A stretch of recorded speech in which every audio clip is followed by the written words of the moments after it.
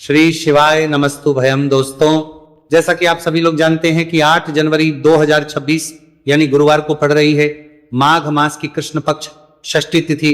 और दोस्तों, ये वह तिथि है जो माघ महीने में पड़ने वाली सबसे बड़ी तिथि है, क्योंकि ये गुरुवार के दिन पड़ रही है और इसका बहुत ही बड़ा और विशेष महत्व होता है। पूज्य गुरु जी ने कहा है कि अगर कभी भी मौका लग जाए और माघ महीने की षष्ठी तिथि गुरुवार को पड़ जाए तो आप लोगों को 7 चने की दाल वाला उपाय तो अवश्य ही करना चाहिए। इन दोनों का संयोग बहुत कम आता है। और इसी के साथ गुरुजी ने अपनी शिव पुराण कथा में बताया है कि इस दिन आपको 7 चने की दाल वाला उपाय तो आपको अवश्य ही करना चाहिए, क्योंकि ऐसा दिन पूरे साल में सिर्फ एक ही बार आता है। और दोस्तों, आप सभी लोग जानते हो कि गुरुवार षष्ठी तिथि का अगर सबसे बड़ा कोई उपाय है तो 7 चने की दाल वाला उपाय है। तो दोस्तों, इस गुरुवार षष्ठी तिथि के दिन आप लोगों को इस 7 चने की दाल वाला उपाय को जरूर करना है। बहुत सारे लोग होंगे जिन लोगों ने इस उपाय को ना किया हो, मतलब पूरा साल निकल गया, उन्होंने किसी भी दिन इस 7 चने की दाल वाला उपाय को ना किया हो। पर दोस्तों, आपके पास एक आखिरी मौका बचा हुआ है, जो कि 8 जनवरी गुरुवार षष्ठी तिथि के दिन है। तो इस दिन आप लोगों को इस वाले उपाय को जरूर कर लेना है। भले ही आपने महीने भर इस उपाय को ना किया हो, पर अगर आपने इस माघ महीने के गुरुवार षष्ठी तिथि के दिन अगर इस वाले उपाय को कर लिया तो आपको इस उपाय को करने का वह फल मिलेगा जिसकी आपने कभी कल्पना भी नहीं करी होगी। इसीलिए आप लोग इस वाले उपाय को एक बार जरूर कर लेना है, ताकि आप लोगों के हाथ से ये मौका ना जा सके और आपको इस उपाय को करने का फल मिल सके। दोस्तों, यह उपाय पंडित जी ने अपनी अभी की ही श्री शिव पुराण की कथा में बताया है, जिस उपाय को आज हम आपको बहुत अच्छे से समझाने वाले हैं। इस वीडियो को देखने के बाद इस उपाय को समझने के लिए आपको कोई और वीडियो को देखने की जरूरत नहीं पड़ेगी। तो चलिए दोस्तों, उपाय को शुरू करते हैं। देखिए, ये इस माघ महीने के गुरुवार षष्ठी तिथि के दिन ये इतना खास होता है, इतना महत्वपूर्ण होता है।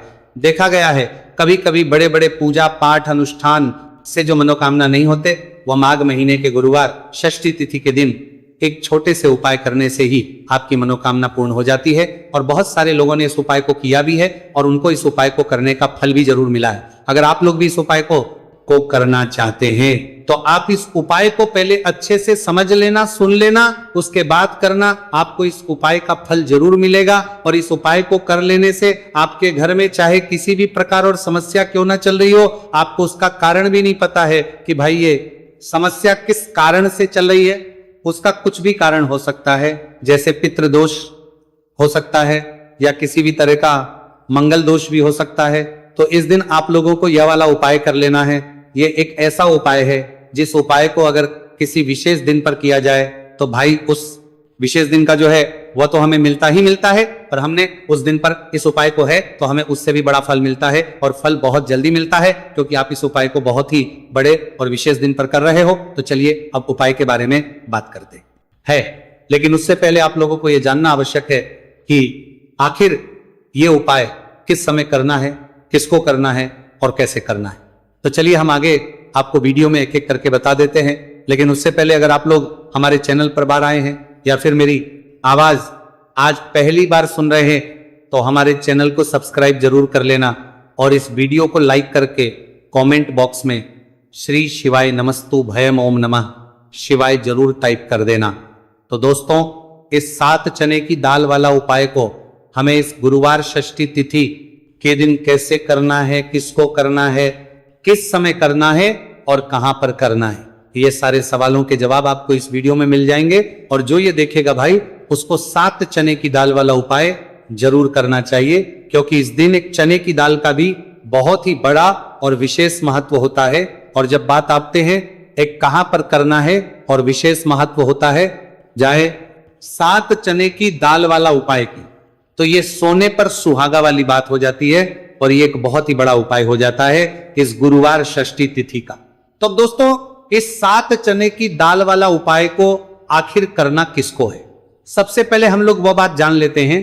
तो देखो, घर की जो बड़ी माता होती है, उन माताओं बहनों में से कोई भी एक बड़ी माता बहन इस वाले उपाय को कर सकती है। और दोस्तों, अगर आप चाहे तो अपने घर में से सभी सदस्यों को भी इस उपाय को करवा सकते हैं। अगर किसी व्यक्ति की खुद की कोई मनोकामना है, खुद की कोई दुख और परेशानी है जो कि वो अपने लिए ही करना चाहता है, इस वाले उपाय को तो वो खुद अपने लिए भी कर सकता है।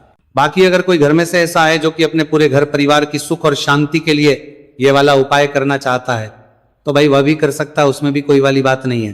कहने का मतलब यह है कि इस उपाय को हर एक सदस्य भी कर सकता है और पूरे घर परिवार के सदस्य के लिए घर की बड़ी माताओं बहनों में से कोई एक माता बहन भी कर सकती है।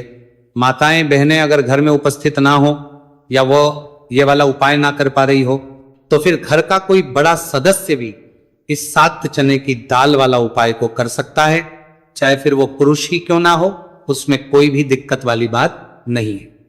अब दोस्तों जो अगला प्रश्न निकल कर आता है वो ये आता है इस उपाय को लेकर कि आखिर इस उपाय को हमें किस समय करना, सुबह के समय करना है कि शाम के समय करना है। तो देखो, इस वाले उपाय को आप लोग सुबह के समय भी कर सकते हो और शाम के समय प्रदोष काल में भी कर सकते हो। अब अगर आप पूछो कि भाई सबसे उत्तम समय कौन सा रहेगा इस 7 चने की दाल वाला उपाय को करने का, तो हम आपसे बस यही कहेंगे कि इस उपाय को आप सुबह के समय करेंगे तो ज्यादा बेहतर होगा। बाकी अगर प्रदोष काल शाम के समय भी करेंगे तो भी अच्छा होगा, उसमें कोई भी दिक्कत वाली बात नहीं है। तो अब दोस्तों जो अगली सबसे बड़ी और महत्वपूर्ण बात आती है वो ये आती है कि सुबह अगर हम उपाय को करेंगे तो हमें कितने बजे से लेकर कितने बजे तक के बीच में करना है, और शाम के समय प्रदोष काल में करेंगे तो हमें कितने बजे से लेकर कितने बजे के बीच में करना है। तो देखो, सुबह जितनी जल्दी हो सके आप उपाय को करने की कोशिश करना। बाकी अगर किसी कारणवश लेट भी हो जाओ, थोड़ी देर भी हो जाए, तो 10 या 11 बजे तक भी आप कर लेना, पर 12 बजे से ज्यादा देरी ना हो, ठीक है, इस बात का ध्यान रखना। उसके बाद में दोस्तों अगर शाम के समय प्रदोष काल की बात करें, प्रदोष काल का जो समय है होता है वो शाम के 6 बजे से शुरू हो जाता है। मतलब शाम के 6 बजे से लेकर 7 बजे के बीच का जो समय होता है ये समय प्रदोष काल का समय होता है। तो आप इस उपाय को 7 या 8 बजे के बीच में भी कर सकते हो। मतलब शाम के 6 बजे से 8 बजे के बीच में आप कभी भी इस वाले उपाय को कर सकते हो, उसमें कोई भी दिक्कत वाली बात नहीं है। देखिए, गुरु बृहस्पति को मजबूत करने से हमें हमारे जीवन में सफलता की प्राप्ति होती है।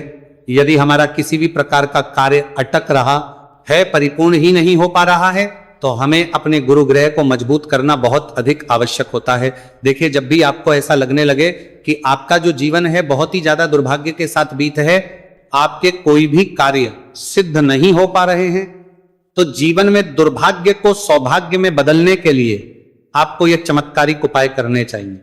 तो गुरुवार की जो ये षष्ठी तिथि है आपके जीवन से सारे दुर्भाग्य को दूर करने वाली है। देखिए, यदि आपका गुरु ग्रह मजबूत नहीं है, गुरु ग्रह से जुड़ी किसी भी प्रकार की समस्या है, तब भी आपको यह उपाय करना चाहिए। आपके विवाह से जुड़ी किसी भी प्रकार की परेशानी है, बुद्धि ज्ञान और विवेक से जुड़ी किसी भी प्रकार की समस्या है, साथ ही साथ जीवन में सौभाग्य की प्राप्ति करना हो, जीवन से दुर्भाग्य को दूर करना हो और जीवन में यदि सफलता की प्राप्ति करना हो, तो आपको यह चमत्कारिक उपाय जरूर करने हैं।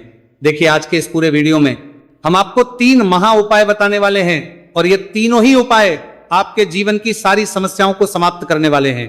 तो चलिए दोस्तों, जान लेते हैं विशेष उपाय के बारे में। देखिए, इस उपाय को करने के लिए आपको मात्र 7 चने की दाल लेनी होगी, यानी कि आपको 7 चने की दाल लेनी होगी।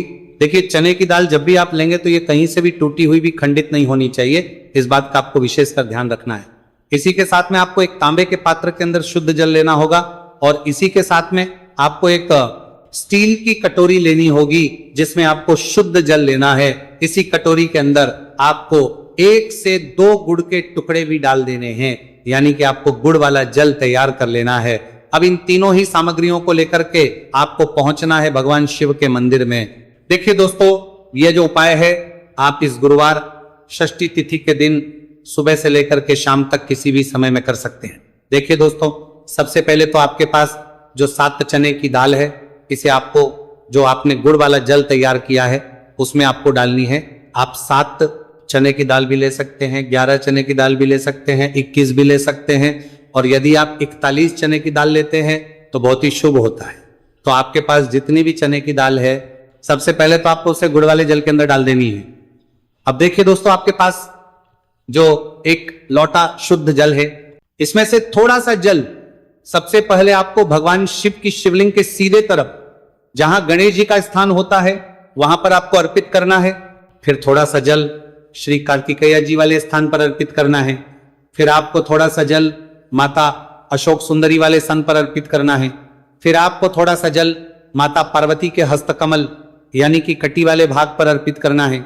और अंत में आपको थोड़ा सा जल भगवान शिव के शिवलिंग पर भी अर्पित कर देना है और उस पात्र के अंदर आपको थोड़ा सा जल और शेष बचा लेना है। यानी कि पांचों ही स्थान पर थोड़ा थोड़ा जल अर्पित करने के बाद अंत में शेष जल और उस पात्र के अंदर आपको बचा लेना है। अब आपको बृहस्पति ईश्वर महादेव का स्मरण करना है और आपके पास जो चने की दाल है इसे आपको अपने सीधे हाथ में रखनी है।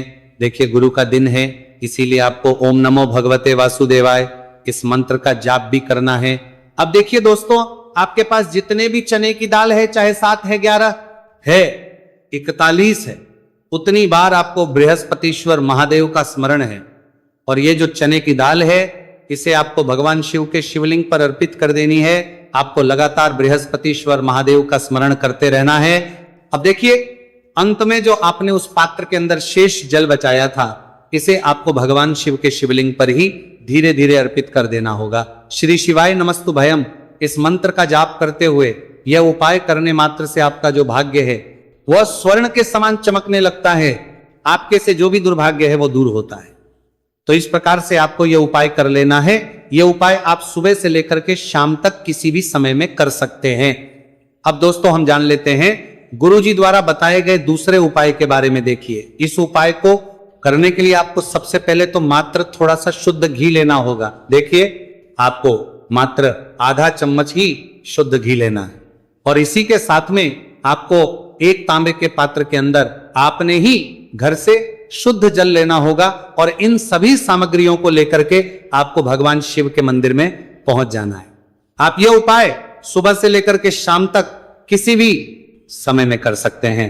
देखिए सबसे पहले तो आपके पास जो एक लोटा शुद्ध जल है इसे आपको धीरे धीरे शिवलिंग पर अर्पित कर देना है। श्री शिवाय नमस्तु भयम इस मंत्र का जाप करते हुए और बृहस्पतिश्वर महादेव का मन में स्मरण करते हुए अब देखिए दोस्तों आपके हाथ की जो अंगूठे के पास वाली उंगली होती है तर्जनी उंगली, उसमें आपको यह शुद्ध घी लेना है और इस उंगली से आपको शिवलिंग पर जहां माता अशोक सुंदरी का स्थान होता है वहां पर आपको इस घी से अच्छे से लेपन करना है। यानी कि माता अशक्त सुंदरी वाले स्थान पर आपको अच्छे से घी का लेपन कर देना है और आपकी जो भी मनोकामना है, चाहे आप अपने जीवन से दुर्भाग्य को दूर करने के लिए ये उपाय कर रहे हैं, जीवन सौभाग्य की प्राप्ति के लिए आपकी कोई मनोकामना हो, विवाह के लिए आपकी किसी भी प्रकार की कामना हो, जिस भी प्रकार की आपकी कामना है उसे परिपूर्ण करने के लिए आपको कोई प्रार्थना करनी है और इस घी का लेपन आपको माता अशोक सुंदरी वाले स्थान पर कर देना है। अब दोस्तों इस घी वाली उंगली को आपको कहीं भी साफ नहीं करना है, कहीं भी नहीं पहुंचना है, सीधे आपको अपने घर लेकर के आना है और इस घी की जो पहली बिंदी इसे आपको अपने मुख्य द्वार पर लगा देनी है। और इस घी की बिंदी आप अपने घर में जहां भी आप धन रखते हैं वहां पर भी लगा सकते हैं। आपके घर में जहां कहीं भी रसोई घर है वहां पर भी आप इस घी की बिंदी को लगा सकते हैं। तो 3 जगह आप इस घी की बिंदी को लगा सकते हैं। आपके घर में कभी भी अन्न और धन की कमी नहीं होगी और आपके घर में जो भी क्लेश होगा वह भी समाप्त हो जाएगा। तो इस प्रकार से आपको दुर्भाग्य को दूर के लिए दूसरा उपाय करना है। तो चलिए दोस्तों अब हम जान लेते हैं तीसरे विशेष और अंतिम उपाय के बारे में। देखिए यह उपाय भी बहुत ही खास है, विशेषकर आपके भाग्य को उदय करने के लिए यह उपाय भी बृहस्पति शवर महादेव का ही होने वाला है और विशेषकर आपको यह उपाय भी गुरुवार षष्ठी तिथि के दिन ही करना है। देखिए इस उपाय को करने के लिए आपको सबसे पहले तो एक प्यारी सी और सुंदर सी बेलपत्र लेनी होगी। बेलपत्र लेते समय ध्यान रखें कि यह कहीं से भी कटी फट्टी खंडित नहीं होनी चाहिए। यदि आपको बेलपत्र नहीं मिल पाती है तो आप शिवलिंग पर चढ़ी हुई बेलपत्र को पुनः शुद्ध जल से धो करके उसका उपयोग कर सकते हैं। इसी के साथ में आपको एक तांबे के पात्र के अंदर शुद्ध जल लेना होगा और इसी के साथ में आपको आधा चम्मच या फिर उससे भी कम शहद लेना होगा। अब दोस्तों मात्र ये तीनों ही सामग्रियां लेकर के आपको पहुंचना है भगवान शिव के मंदिर में। मंदिर पहुंच पाने के बाद आप सभी को पता है कि बेलपत्र में 3 पत्तियां होती हैं और बेलपत्र की जो ये तीनों पत्तियां जिस डंडी से जुड़ी हुई होती हैं उस डंडी पर आपको अपने सीधे हाथ की चींटी उंगली के जो पास वाली उंगली होती है नामिका उंगली उससे एक बिंदी लगानी है। यानी कि तीनों पत्तियों को जोड़ने वाली जो डंडी है केवल उसी पर आपको शहद लगानी है। इसके बाद आपको ये जो बेल पत्र है इससे महादेव शिवलिंग पर अर्पित कर देनी है। श्री शिवाय नमस्तुभयम इस मंत्र का जाप करते हुए देखिए, बेलपत्र की जो चिकनी साइड है वह शिवलिंग से स्पर्श होगी और इसकी जो डंडी है वह जलाधारी की ओर रहेगी। इस प्रकार से आपको यह बेलपत्री शिवलिंग पर अर्पित करनी है। अब दोस्तों, अंत में जो आपके पास एक लोटा शुद्ध जल है, इसे आपको धीरे धीरे शिवलिंग पर अर्पित करना है। श्री शिवाय नमस्तुभयम इस मंत्र का लगातार करते हुए देखिए, यह जल आपको एक विशेष प्रकार से समर्पित करना है, यानी कि यह जल आपको 7 बार में समर्पित करना है। यानी कि थोड़ा सा जल आपको समर्पित करना है, फिर आपको थोड़ी देर रुकना है, फिर आपको थोड़ा सा जल समर्पित करना है, फिर आपको थोड़ा रुकना है। इस प्रकार से आपको थोड़ा थोड़ा जल 7 बार में शिवलिंग पर और करना है। इस प्रकार से आपको 1 लोटे जल से ही यह जल समर्पित करना है, लेकिन को थोड़ा थोड़ा जल करके 7 बार में शिवलिंग पर यह जल अर्पित करना है। और आपको लगातार बृहस्पतिश्वर महादेव का स्मरण करते रहना है। देखिए, जैसे ही यह जल शिवलिंग से होकर के जलाधारी की ओर बह करके आएगा, तो इस जल को आपको अपने सीधे हाथ में लेना है और इस जल का छिड़काव आपको अपने पूरे शरीर पर कर लेना है। बृहस्पतिश्वर महादेव का मन में स्मरण करते हुए ये जो उपाय है आपके भाग्य का उदय करता और आपके जीवन से दुर्भाग्य को दूर करता है। तो बहुत ही आसान सा उपाय है। इस उपाय को भी आप इस गुरुवार की षष्ठी तिथि पर करके जरूर देखना, आपको निश्चित ही लाभ होगा। तो दोस्तों,